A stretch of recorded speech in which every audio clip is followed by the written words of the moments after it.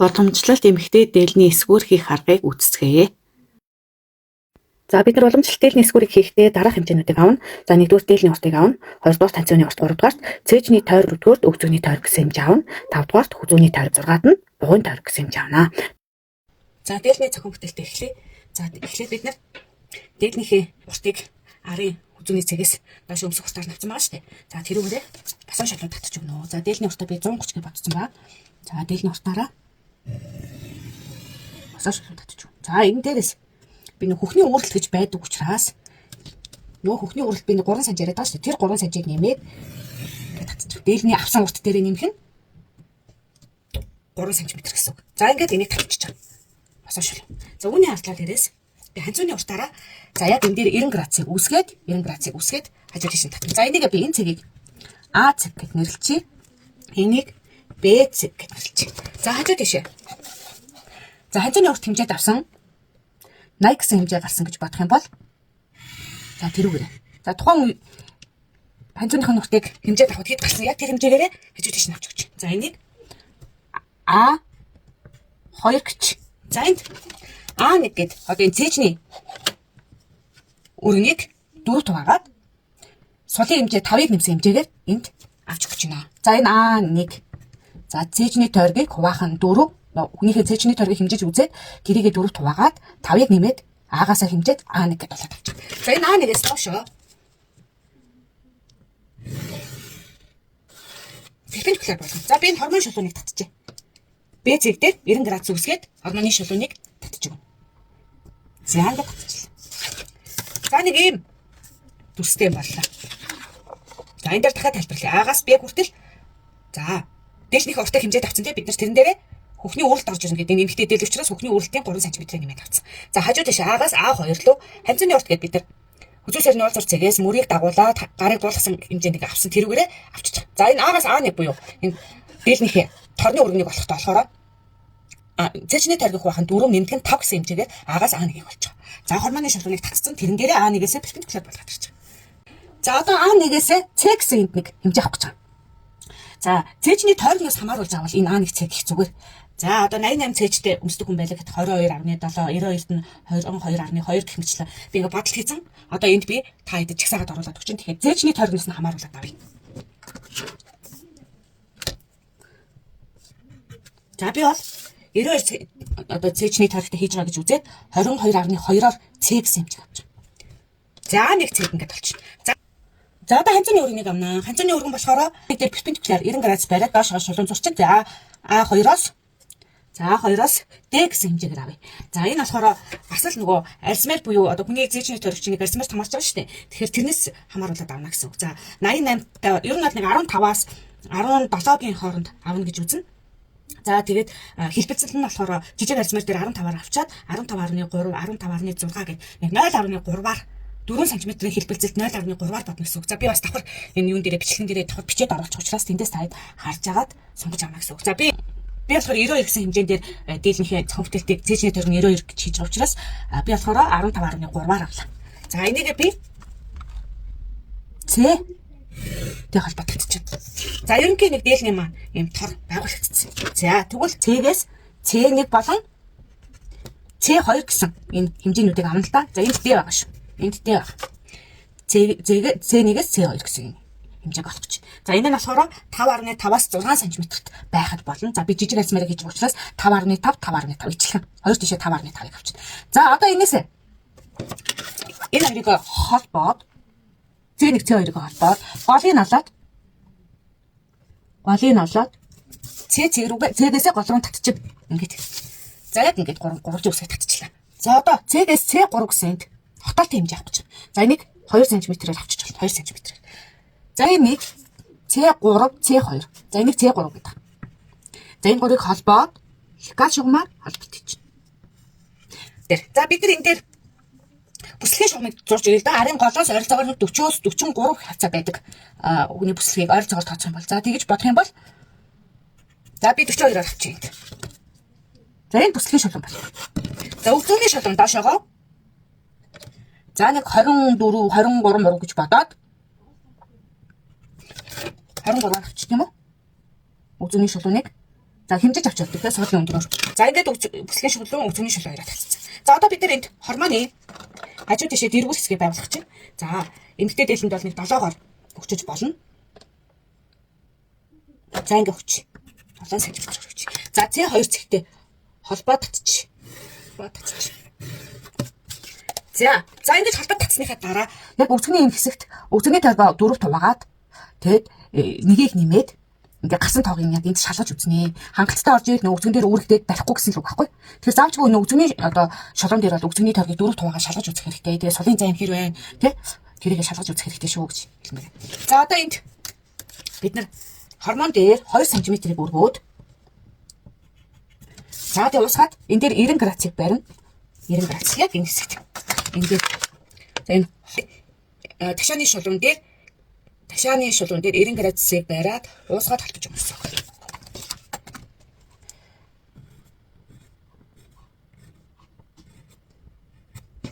За ингээд уусгаад тавьчихлаа. За энийг гараад тодруулж. За хэрвээ бүслэгээ бариу хийх юм бол одоо бид нар 2 3 хэлбэрээр хийдэг шүү дээ. За би бүслэгээ бариу хэлбэрийн зураг үзүүлье.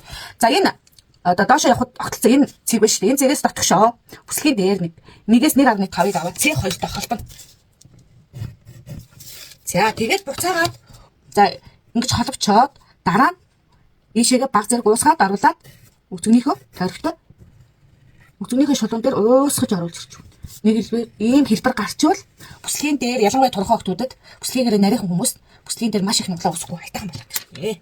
За одоо бид нэр агаас доошоо Z гэд АЗ хэмжээ.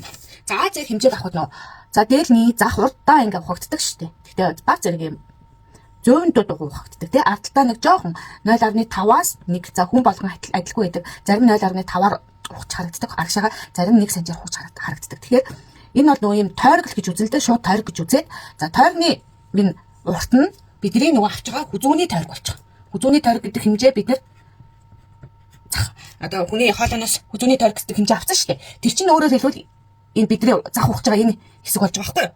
Тэгэхээр энэ тойргийн урт буюу хүзүүний тойрог нь мэдэгдэж байгаа тохиолдолд бид нэр тойргийн уртаас тойргийн диаметрыг олж олно гэсэн үг ээ.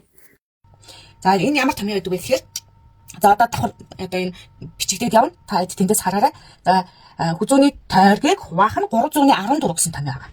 За тэгэхээр бид нар яг хүзүүний тойргийг хуваах нь 314 буюу тойргийн томьёогоор энд гэхээр нэгдүгээр зах заалахад энэ чинь тойрог чинь дэлгэтгэхээрээ дугуй одоо ийм оглоод авсан дэлгэтгэхээрээ суналт өгнө. За хоёрдугаар хоошоо ухаж байгаа учраас энэ хугацаа хэсэг чинь одоо яг энэ А цэгээс жоо хоошоо явж байгаа шүү дээ. Тэр хэмжээнүүдийг хасаад за хүзүүний тойргийг хуваах нь 314 гэж хувааж гарсан тооноосоо 1.8 орчим. За 2 см байсан ч болно. Хасаад өгнө гэсэн үг. За хажуу тишээ Зэгээс хажуу тишээ Z1 буюу харааны өргөнийг авах гэж байгаа. За яг 90 градусаар ингэж зурчаад миний хувьд бол жоохон буулгал зүгээр санагдаад байдаг. Жоохон нэг 0.5 мав хэрэгтэй. Жоох юм уйлуулж өгөл зүгээр. За энэ харааны өргөн болохоор тухайн нэг цээжний өргөнөөс хамааруулаад энийг авна энэ 11-ээс нэг 14.5-ын хооронд байдаг. За би болохоор 11-ээр авчих. За эндээс энэ Z1 шүү. За эндээс би доошоо дуусгач. C2-ыг харалтаа. C2-оос ийшээ параллел татчих. Бүсгийн шулуунтай параллел ингээд татчих. Энийг доошоо ингээд энэ тогтлоод ирнэ те. За энэ тогтлоод ирсэн дээр яг үнцгийн 45 градусаар. Энд чинь 90 градус байгаа шүү дээ. 45. Өөрөөр хэлбэл голоор нь хуваагаад. За энэ дээр нэг 5 см-ийг барьж өгөөд. За одоо ухлаацыг зурж өгье. За энэ дээр нэг жоох 0.5-аар өмжүүлээд өгсөн те. За заамыг болохоор хүзүүний тойргийг 314-т хуваагаад за тэгэнгүүтээ тэрнээсээ 1.8-аас 2 см-ийг хасаж өгөөд агаас зэ хүртэл авсан гэсэн. За одоо захыг байгуулах та. Хүзүүний тойрог гэдээ байгаа тий бид нэрээ. За тэрүүгээр тэрний хагасаар ингээд таваад өгч. Бид нар хагас хэмжээнд дээр нь байгуулвал их зүгээр. За тэгээд за эмэгтэй дээлний зах. За янз бүрэл өмсдөг хүмүүс 4-өөс 4.5 гэж бодвол хүзүүний тойргийн хагас болон 4-өөс 4.5 захны өндөр хоёроо за ингээд тэгш үзэх байгуулчих. За суурийг нэг ойролцоогоор 3 хуваагаад 3-ны 1-ээс 1 см дэшегээ энд 1 см-ийг аваад дэшегээ болгоод. За дахиад энэ үзүүрээс гаргаж ирнэ. Энэ үзүүрээс эндээс 1 см-ийг аваад ингээ холбоод өгье.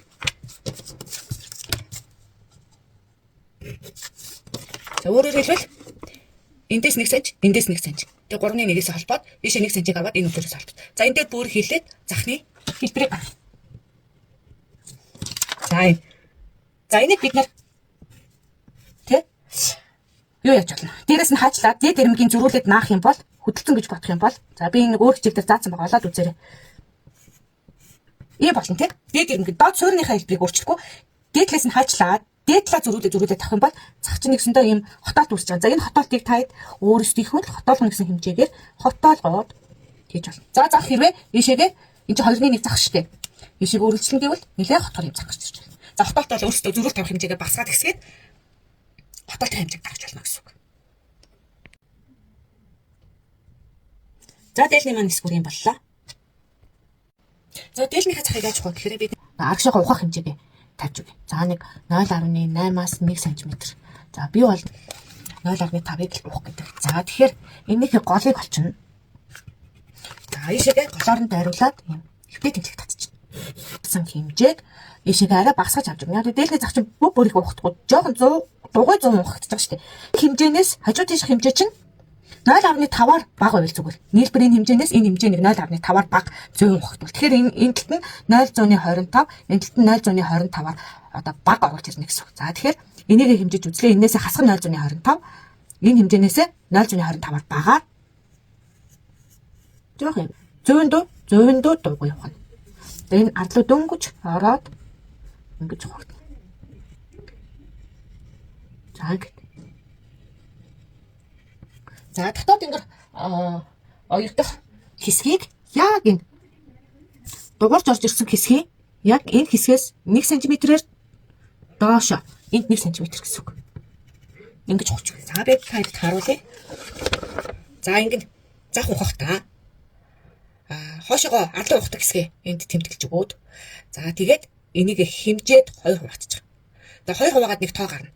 Тэрнээсээ ийшээгээ энэ тооноосоо энэ хэмжээнээсээ 0.25-аар бага, энэ хэмжээнээсээ 0.25-аар бага. Өөрөөр хэлбэл нийлбэртэй тойргийн диаметрээсээ 0.5-аар бага байхаар 100 дугуй ухчих. Зурж байгаа. За 100 дугуйнасаа дотоод ингэр чинь оёг дахь тал руугаа яг энэс доошо. Өөрөөр хэлбэл энэ нилээ ингэж өөрөөр явж байгаа яг энүүх хэсэгт нь 1 см-аар доошлуулж ухаж өгдөг. За ингэж ухна.